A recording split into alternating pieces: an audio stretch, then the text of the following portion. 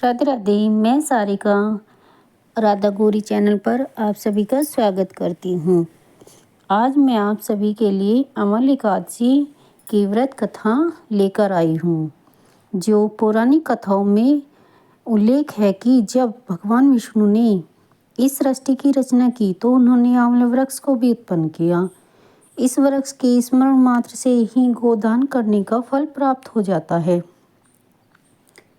और आंवले फल के सेवन से व्यक्ति को पुण्य प्राप्त होता है और मोक्ष का मार्ग उनके लिए खुल जाता है। आंवला वृक्ष एकादशी या अमल की एकादशी का व्रत फाल्गुन मास में शिवरात्रि और होली के बीच मनाया जाता है। इस दिन आंवले वृक्ष का विशेष महत्व होता है। अमल विष्णु भगवान को बहुत ही प्रिय है। आंवले वृक्ष को भगवान विष्णु का वास माना जाता है। स्कंद पुराण में अमल की एकादशी का वर्णन करते हुए बताया गया है कि यह व्रत सभी पापों को नष्ट करता है और व्यक्ति को सौभाग्यशाली बनाता है। तो चलिए सुनते हैं अमल की एकादशी की पौराणिक व्रत कथा। प्राचीन काल में एक नगर था जिस नगर का नाम वैदिक था। इस नगर में ब्राह्मण, वैश्य, क्षत्रिय और शूद्र चारों वर्ण अत्यंत सुखी और संतुष्ट थे। नगर में हमेशा उनके मंगल में स्वर गूंजते रहते थे। वहाँ कोई भी पापी, दुष्ट या नास्तिक नहीं था। इस नगर में चैत्ररथ नाम का एक प्रसिद्ध चंद्रवंशी राजा शासन करता था। यह राजा बहुत ही विद्वान और धार्मिक प्रवृत्ति का था। राज्य में कोई भी गरीब या कंजूस नहीं था। वहाँ के सभी निवासी भगवान विष्णु के भक्त थे और वहाँ के लोग आंवला एकादशी के व्रत को बहुत ही श्रद्धा और भक्ति भाव से करते थे। एक बार फाल्गुन मास के शुक्ल पक्ष की आंवला एकादशी आई। राजा अपनी प्रजा के साथ मंदिर गए और वहाँ उन्होंने कुंभ स्थापित कर धूप, दीप, नौवेद्य, पंचरत्न, छत्र आदि से विधि पूर्वक एकादशी का पूजन किया। उन्होंने आंवले वृक्ष के नीचे भगवान विष्णु की स्तुति भी की। राजा ने आंवले वृक्ष की पूजा करते हुए कहा कि आप ब्रह्मा का स्वरूप हैं, आप ब्रह्मा से उत्पन्न हुए हैं और आप सभी पापों का नाश करने वाले हैं। मैं आपको नमन करता हूँ, मेरी भेंट स्वीकार करें। आप श्री रामचंद्र जी द्वारा सम्मानित हैं।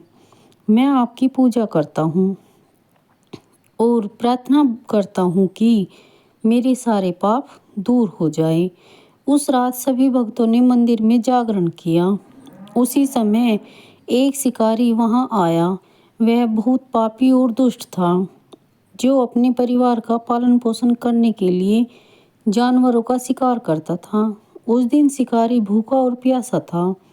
वह मंदिर के एक कोने में बैठ गया और भगवान विष्णु और एकादशी का महत्म सुनने लगा। इस प्रकार शिकारी ने पूरी रात जागरण किया और सुबह अपने घर लौट गया। सभी भक्त भी अपने अपने घर चले गए। कुछ समय बाद शिकारी की मृत्यु हो गई। आंवला एकादशी के व्रत और जागरण के प्रभाव से शिकारी अगले जन्म में राजा के यहाँ पैदा हुआ। उसका नाम वसुरज रखा गया। जब वह बड़ा हुआ और राजा बना तो उसके पास एक विशाल सेना थी। उसका राज्य धन धान्य से परिपूर्ण भी था। उसकी शक्ति चंद्रमा के समान थी, पराक्रम भगवान विष्णु के समान और स्थिरता पृथ्वी के समान थी। एक दिन राजा व सूरज शिकार के लिए जंगल गए। फिर वहां वे अचानक रास्ता भटक गए। दिशा न जानने के कारण उन्होंने एक आंवले के पेड़ के नीचे विश्राम किया और वहीं नींद आ गई। उसी समय पहाड़ से डाकू का एक समूह वहां आ गया। उन्होंने राजा को देखा और चिल्लाने लगे, मारो मारो। डाकुओं ने कहा, इस राजा ने हमारे माता पिता और पुत्र सभी रिश्तेदारों को मार दिया है, इसलिए हमें इसे मार डालना चाहिए। यह कहते हुए डाकुओं ने राजा पर हथियारों से हमला करना शुरू कर दिया। जब डाकुओं ने राजा पर पहला हमला किया तो ऐसा लगा कि उनके हथियार राजा के शरीर से टकराते ही फूल बन जाते हैं। उनके सभी हथियार उल्टे उन पर ही वार करने लगे और ऐसा होते ही सभी डाकू बेहोश हो गए। उसी समय राजा के शरीर से एक दिव्या देवी प्रकट हुई।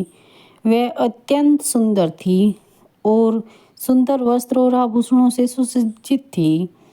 उनकी आंखों से लाल अग्नि की किरणें निकल रही थी। देवी ने तुरंत डाकुओं पर आक्रमण किया और सभी को मार डाला। जब राजा व सूरज जागे तो उन्होंने डाकुओं को मृत पाया और सोचा कि इन दुश्मनों को किसने मारा। इस जंगल में ऐसा मेरा शुभ चिंतक कौन है। तभी एक आकाशवाणी हुई, हे राजन, इस संसार में तुम्हारी रक्षा भगवान विष्णु के अलावा और कौन कर सकता है। पिछले जन्म में तुमने बहुत ही अच्छे पुण्य किए थे। पिछले जन्म में तुमने आंवल की एकादशी का जो व्रत किया वह उसी का ही पुण्य है। आकाशवाणी सुनने के बाद राजा अपने राज्य खुशी खुशी लौट आए और शासन करने लगे। तो यह थी आंवल की एकादशी व्रत की कथा। जो भी इस व्रत कथा को श्रद्धा पूर्वक करता और सुनता है उसके सभी कार्य सफल होते हैं और अंत में वह विष्णु लोक को प्राप्त होता है।